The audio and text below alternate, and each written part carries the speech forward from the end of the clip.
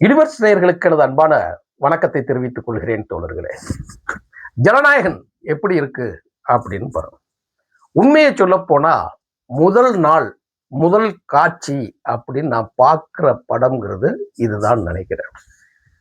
தோழர்கள், அன்பு தோழர்களோட விருப்பத்திற்கு இணங்க எனக்கு அந்த வாய்ப்பு எனக்கு கிடைச்சது.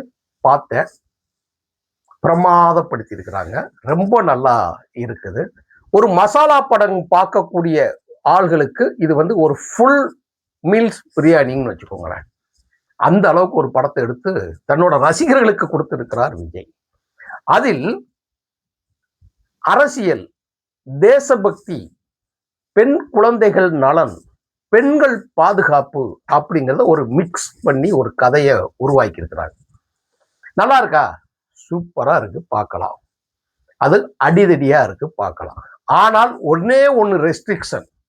ஒரு சண்டை காட்சி வரும்போது எல்லாம் சொல்லுவாங்க இல்லையா, இந்த காட்சியை பெண்கள், கர்ப்பமா இருக்கக்கூடிய பெண்கள், குழந்தைகள், இரத்த கொதிப்பு இருப்பவர்கள் பார்க்கக்கூடாதுன்னு சொல்லுவாங்க. பேய் படம் பார்க்கணும்னா என்ன சொல்லுவாங்க தெரியும் இல்லையா, பய உணர்ச்சி இருக்கிறவர்கள், பிளட் பிரஷர் இருக்கிறவங்க, இதெல்லாம் நீங்கள் இந்த படத்தை தவிர்த்து கொள்ளவும் அப்படின்னு போடுவான். அதே மாதிரி ஜனநாயகன் படத்துக்கு ஒரு ரெஸ்ட்ரிக்ஷன் ஒன்று போடணும். என்ன போடணும் தெரியுமா? ஊபிக்கள், அதாவது உடன்பிறப்புகள், குறிப்பாக திமுகவை சேர்ந்த கருணாநிதி காலகட்ட அரசியல்ல இருக்கிறவங்க, ரெண்டாவது ஸ்டாலின் கால அரசியல்ல இருக்கக்கூடியது, இப்ப சில்லுவண்டுகள் போய் அங்க கத்திக்கிட்டு இருக்கு இல்லையா, உதயநிதி குரூப்ஸ். உதயநிதிக்கு போய் கைதட்டி போஸ்டர் ஓட்டிக்கிட்டு இருந்தாங்கல்ல, போஸ்டர் ஓட்டி சினிமால அப்படியே பார்த்து அவர் நயன்தாரா கூட ஆடுற காட்சி எல்லாம் பார்த்து ரொம்ப ரசிச்சுக்கிட்டு இருந்தாங்க இல்லையா, அவங்களுக்கெல்லாம் மயக்கம் வந்துடும், ரத்த வாந்தி வரும், படபடப்பு வரும். வேணா நீங்க இந்த படத்தை பார்க்கறதை தவிர்த்து விடணும்னா இன்னொன்னு சொல்றேன், ஊரை விட்டு ஓடி போயிருங்க கொஞ்ச நாளைக்கு, ஒரு வாரத்துக்கு. அப்படி சாட்டை எடுத்து சும்மா சுழட்டி அடிச்சிருக்கிறாப்புல. எம்ஜிஆர் அப்படித்தான் இருந்திருப்பாருன்னு நினைக்க. உலகம் சுற்றும் வாலிபன் தான். சரி, ஏன் நீ இவ்வளவு தூரத்துக்கு பேசுற அப்படின்னு சொல்லி ஒரு இது கேட்கலாம். ஜனநாயகன் படம் தானே பேசுறீங்க? ஆமா, படத்தை பத்தி தான் பேசுறேன். நான் ஆணையிட்டால் அது நடந்து விட்டால் இந்த நாட்டினில் ஏழைகள் பாட்டு இருக்கு இல்லையா, அந்த பாட்டு எம்ஜிஆர் பாட்டு, அதே பாட்டு அதே டைட்டில் சரியான இடத்துல தின்னு கொளுத்த அரசியல்வாதிகளை, இந்த நாட்டில் இருக்கக்கூடிய ஒற்றுமையை சீர்குலைக்கக்கூடிய அரசியல்வாதிகளை அத்தனை பேர் ஒரு இடத்துல வச்சு எம்ஜிஆர் படம் சோர்ல அப்படி சைட்ல தெரியும் போது அவர் வந்து ஒரு சிரிப்பு சிரிக்க, அவர் போட்டால ஒரு சாட்டை இருக்கும், அதை எடுத்து இந்த பாட்டை படிக்கிறார். நான் ஆணையிட்டால் அது நடந்து விட்டால் இந்த நாட்டில் ஏழைகள் வேதனை படமாட்டார் அப்படின்னு சொல்லிட்டு அடுத்த வரி ஒண்ணு அந்த பல்லவியில சந்தத்துல வரும் இல்லையா, சிலர் ஆசைக்கும் தேவைக்கும் வாழ்விற்கும் வசதிக்கும் ஊரார் கால் பிடிப்பர், ஒரு மானமில்லை அதில் ஈனமில்லை, அவர் எப்போதும் வாழ் பிடிப்பர்னு சும்மா சாட்டேட்ட கொடுக்கிற காட்சி எல்லாம் இருக்கு பார்த்தீங்களா. உண்மையிலே திமுகவோட அனுதாபிகள், திமுக தொண்டர்கள், உதயநிதிக்கு போஸ்டர் ஓட்டினவங்க எல்லாம் ஓடி போயிருங்க. ஒரு ஆள் இருக்க முடியாது படம். அதுல ஒரு காட்சி, கடைசி காட்சியில ஒண்ணு வச்சிருப்பாப்புல, என்ன தெரியுமா, இப்ப ஸ்டாலின் ஒரு கண்ணாடி போட்டிருக்காரு இல்லையா, படங்கள் இது சுய விமர்சனமா நான் இருக்கிறத சொல்றேன், நீங்க போய் படத்தை பார்த்து தெரிஞ்சுங்க. ஸ்டாலின் ஒரு படம் போட்டிருக்காருல்ல, கண்ணாடி போட்டிருக்காரு இல்லையா, படம் காட்டுவாங்கல்ல, கண்ணாடி போட்டு அப்படியே படம் காட்டி அப்படியே வருவாங்க இல்லையா, சும்மா வெளுன்னு வெளுத்து எரிஞ்சிருக்காப்புல படத்துல. எனக்கு என்னன்னா சந்தேகம் என்னன்னா, இந்த அளவுக்கு வந்து விஜய் அரசியலுக்கு உள்ள வந்து திமுகவை எதிர்க்கிறதுக்கு என்ன காரணம் இருக்கும், என்ன பிரச்சனை பின்னணியில இருக்கும் அப்படிங்கிறது நம்மளால நினைச்சு கூட பார்க்க முடியாத ஒரு படமா விஜய்க்கு வந்திருக்குது. அட்டகாசப்படுத்தி இருக்கிறார். அதாவது குறிப்பா ஒரு வரியில நான் கதை சொல்றேன். நம்ம வந்து மற்ற பெரிய அளவுல நான் எழுதுன்னா எழுதுவேன், நம்ம சொல்றதுக்கு, நம்ம அரசியலாக இருப்பதனால் நான் அரசியல நான் சொல்றேன்.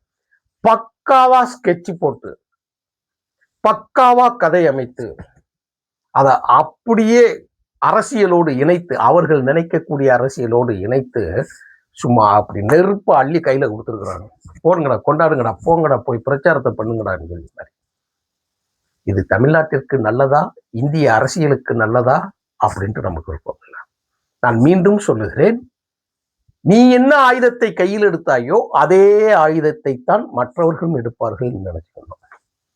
ஒரு எடுத்துக்காட்டுக்கு சொல்ற விஷயம் தான், என்னைக்கு மு.க. ஸ்டாலின் அறிவாலயத்தில் கூட்டணி கட்சிகளை ஒரு எள்ளி நகையாடுவது போல் ஒரு மனப்பாங்குடன் இருந்து கொண்டு கையை இப்படி வச்சு இப்படின்ட்டு போனாப்புல இல்லையா, அதுதான் டைட்டில் கார்டுங்க. டைட்டிலே அதுதான். நேரா வந்துட்டு மாண்புமிகு தமிழ்நாடு முதலமைச்சர் திரு சி ஜோசப் விஜய் அப்படின்னு போடும் போதே அப்படி கையை வச்சு அப்படி வச்சு அப்படி ஒரு இன்னும் எழுத்துருவாப்புல ஒரு இதுல. எவ்வளவு அசிங்கப்படுறீங்க நீங்க. அதாவது இதை எப்படி நம்ம சொல்றதுன்னா, ஒரு சாதாரண ஒரு மனிதர்களை நீங்க ரொம்ப எளிமையாக நீங்கள் கையாண்டீர்கள் என்று சொன்னால், நீங்கள் உதாசீனப்படுத்தினீர்கள் என்று சொன்னால், நீங்கள் அவமானப்படுத்தினீர்கள் என்று சொன்னால், அதோட விளைவு ரொம்ப கடுமையா இருக்கும். ஏய், நீங்கள்லாம் அப்ப எதிர்த்து தானே பேசிக்கிட்டு இருந்தீங்கன்னு சொல்லக்கூடாது. நாங்கள் இப்பொழுதும் திரை அரசியலை எதிர்க்கத்தான் செய்கிறோம், மாற்று கருத்தெல்லாம் கிடையாது. ஆனால் அரசியலை இவர்கள் கையாண்ட விதத்தில் ஒருவர் வெற்றி பெற்று வருகிற போது, இளைஞர்களோட ஆதரவோடு வெற்றி பெற்று வருகிற பொழுது, பெண்களோட ஆதரவோடு வெற்றி பெற்று வருகிற பொழுது, 35% மேல் ஒரு ஓட்டு எடுத்து வெற்றி பெற்று வருகிற பொழுது அதை நம்ம ஏற்றுக்கிட்டு தான் ஆகணும். பழைய விஷயங்கள் எல்லாம் தோண்டி நம்ம எடுத்துக்கிட்டு தான் ஆகணும். அதுதான் பிரச்சனை. சரி, கதை என்ன? ஒரு என்ன, பாகிஸ்தான் அங்கிருந்து வராங்க, அதை இந்தியாவை தாக்குவதற்கு முனைகிறாங்க. அதுல ஒரு சாப்டர் இதுல வில்ல எந்த மாதிரி வர்றாரு, அடிச்சு நொறுக்கிறாரு படத்துல இரண்டாவது என்னன்னு கேட்டா, பெண் குழந்தைகளை எப்படி வளர்க்கணும், பெண் குழந்தைகளுக்கு என்ன மாதிரி பாதுகாப்பு நம்ம கொடுக்கணும், அவர்களை எப்படி பக்குவப்படுத்தணும் அப்படிங்கிறத ரொம்ப கலை நயமா கொண்டு வந்திருக்கிறார். அடுத்து மலைக்காடுகள் இருக்கு இல்லையா, மலைகள்ல இருக்கக்கூடிய ஆதிவாசிகள்னு சொல்லுவோம்ல, அவங்கெல்லாம் எப்படிப்பட்ட வாழ்க்கையில இருக்கிறாங்க, அவங்களுக்கு இன்னைக்கு என்ன தேவை, அவங்களுக்கு என்ன பிரச்சனை இருக்குது, அது ஒரு சைடு வராங்க. இன்னொரு சைடு இந்த நாட்டை பாதுகாக்கிறதுக்கு எதிரி எங்க இருந்து முளைக்கிறான் அப்படின்னு அதை ஒரு சைடு வைக்கிறாங்க. இந்த நாளையும் வினோத் முடிச்சு போடுறாரு. மலைகளில் இருக்கக்கூடிய கனிம வளங்களை எடுக்கக்கூடிய அந்த ஒரு கும்பல், இந்த சைடு பாத்தீங்க அப்படின்னா நாட்டுக்கு ஒரு எதிரியாக இருக்கக்கூடியவன், பெண்களுக்கு எதிரியாக இருக்கக்கூடிய அரசியல் வியாதிகள், இவர்களை எல்லாம் தடுத்து நிறுத்தி பழைய அரசியலை அப்புறப்படுத்தி ஒரு புதிய அரசியல் மாற்றத்தோடு வர வேண்டும் அப்படிங்கிற ஒரு காரணத்திற்காக மட்டுமே விஜய் இந்த படத்தை நடிச்சிருக்கிறார். அதான் அதகலப்படுத்தி இருக்கிறார். பிறப்புக்கும் எல்லா உயிர்க்கும் அப்படிங்கிற வார்த்தையை அவங்க காட்டுற அந்த ஒரு சீனாக இருக்கட்டும். ஏன்னா சில மேம்போக்கா நான் சொல்றேன்னா, படத்துல இருக்கக்கூடிய சுவாரஸ்யத்தை நம்ம குறைச்சிடக்கூடாதுங்கிறது. இரண்டாவது, குழந்தை தனக்கு தாயாக, பெண் குழந்தை தனக்கு தாயாக மாறுகிறத சொல்லி நான் ரொம்ப நாள் ஆச்சு ஓப்பன் படங்கள்லாம் பார்த்ததில்லை, விஜய் படங்கள்லாம் தியேட்டர்கள்லாம் நான் படங்கள் பார்த்ததில்லை. ஏன்னா அது ஃபுல்லாக மசாலா படங்களா இருக்கும் அப்படிங்கிறது நான் போறதில்லை. பொதுவாக நாம் ரொம்ப பேசுபடு பொருளாக இருக்கக்கூடிய திரைப்படங்களுக்கு மட்டும்தான் செல்வது வழக்கம் அந்த இதில் இருக்கும்போது. ஆனால் இன்று முதலமைச்சராக இருக்கக்கூடிய ஒருத்தர் நேத்து படத்தை நடிச்சு பார்த்துருக்கிறாரே அவரு, அது என்னவாக இருக்குங்கிறத ஒரு கியூரியாசிட்டி, அந்த அடிப்படையில தான் பார்க்க வேண்டியது. இரண்டாவது, அரசியல் சார்ந்த ஒரு நிகழ்வாங்காட்டி இதை போய் பார்க்கறதுக்காக நம்ம போயிடுவோம். அப்போ தாயாக மாறிய ஒரு பெண் குழந்தையை எவ்வளவு ஒரு தைரியசாலியாக வளர்க்க வேண்டும் அப்படிங்கிற ஒரு கருத்தை முன்வைத்தும், இராணுவத்தில் அந்த பெண் குழந்தையை சேர்த்து அதை எப்படி ஒரு தைரியசாலியாக கொண்டு வர வேண்டும் என்பதற்காக உள்ள கொண்டு வரதான் பார்த்துருக்கிறார். அற்புதமான நடிப்பு.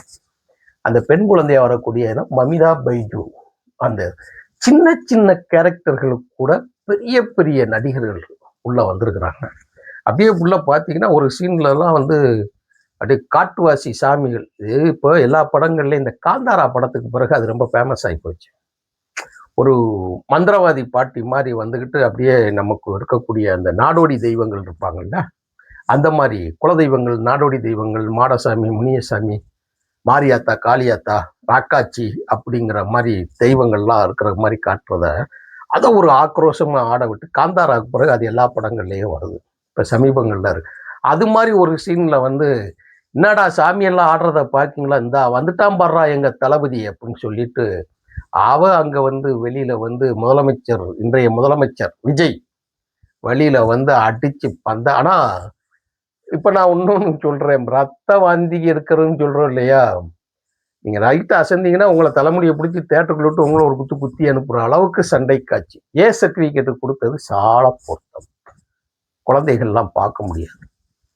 அவ்வளவு ரத்தம் தெரிக்கக்கூடிய ஒரு படம் முழுவதும் காரணத்தோடு இருக்கக்கூடிய படம் ஒன்று.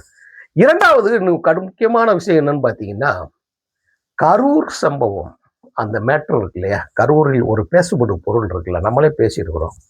பேசுபடும் பொருள் அந்த பஸ் சீனு, அந்த தெருவு கூட்டம், அரசியலில் மாற்றம் வேண்டும் என்று விஜய் பேசுவது, ஒரு மிகப்பெரிய ஒரு பாடல் அந்த இடத்துல, ஒரு கொண்டாட்ட ஆக்ரோஷ பாடல். அந்த சிச்சுவேஷனுக்கு அதை எடிட் பண்ணி இதை வந்து சேர்த்திருக்கிறார்கள் என்று நினைக்கிறேன். அதுல என்னங்கிறது நமக்கு தெரியாது, நீங்க தேட்டர்ல போய் பார்த்துக்கோங்க. அந்த சீன், அந்த காட்சி மக்கள்கிட்ட பேசுறது அப்படியே இருக்கு. நக்கீரன்லாம் எழுதுனாங்க வச்சாங்க, நம்ம 2 சைடும் சொல்லணும் இருக்கு இல்லையா, 2 சைடும் சொல்லணும். அதை வந்து வெட்டி எடுத்திருக்காங்கன்னு நினைக்கிறேன். பார்த்துக்கிட்டோம், சிபிஐல அது வந்து போயிருக்கு, பேசியிருக்கிறோம், பார்க்கணும். ஆனா பிரமாதமாக அந்த ஒரு தான் நினைக்கக்கூடிய கருத்துக்களை கொண்டு வந்து வைக்கிறதுக்கு அதுக்கு ஒரு வலுவான சீன்கள் பிரம்மாண்டமாக இருக்க வேண்டும் என்பதற்காக அந்த சீன் ரொம்ப.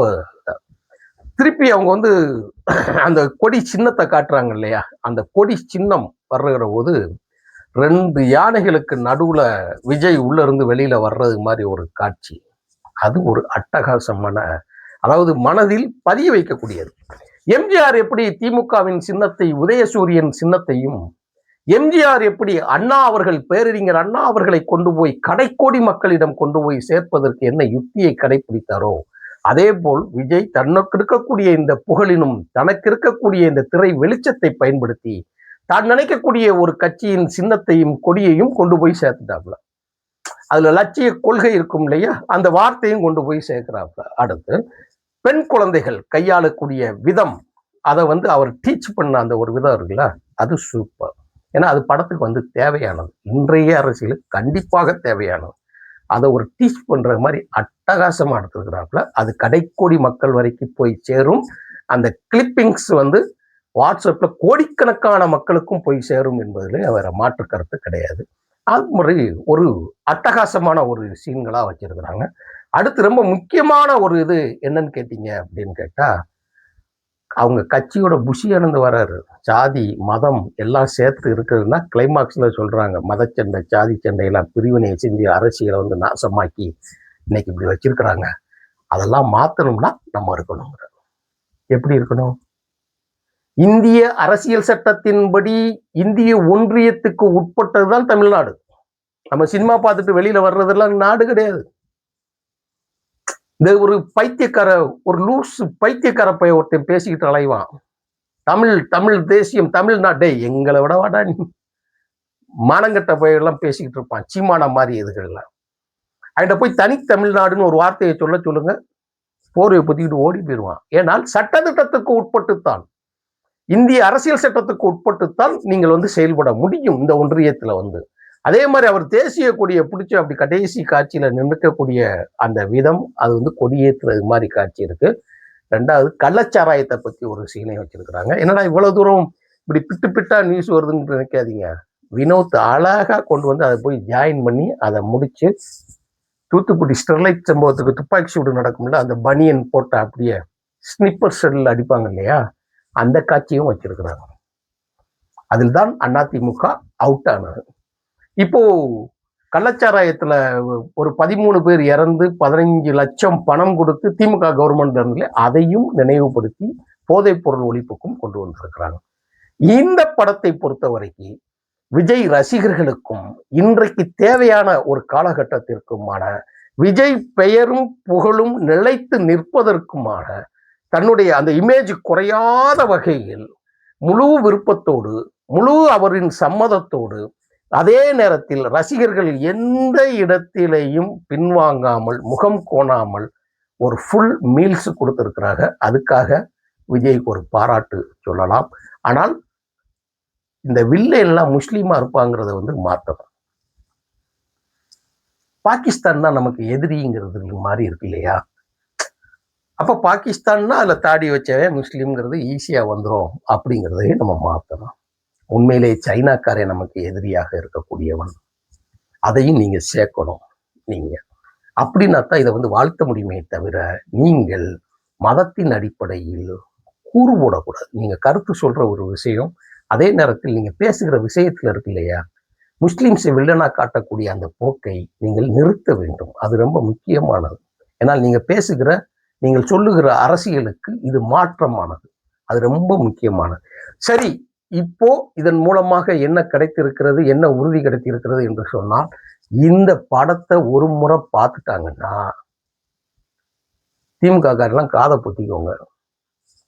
உங்களை இன்னும் 10 வருஷத்துக்கு உங்க சைடே திரும்பி பார்க்க மாட்டாங்க. மக்களாகியும் சரி, தொண்டர்களானாலும் சரி. ஆனால் உலகம் சுற்று வாலிபனை போல் இதை நீங்கள் தடுத்து நிறுத்தவே முடியாத ஒரு படம். காலத்தின் தேவை, அரசியலின் தேவை, திமுகவின் பொய் முகத்தை கிழித்தெறியக்கூடிய ஒரு படமாக ஆங்காங்கே செய்திகளோடு வந்திருக்கிறது. இந்த ஜனநாயகன் மாபெரும் வெற்றி அடைவதற்கு வாழ்த்துக்கள். வெற்றி பெறும். நன்றி, வணக்கம் தொடர்.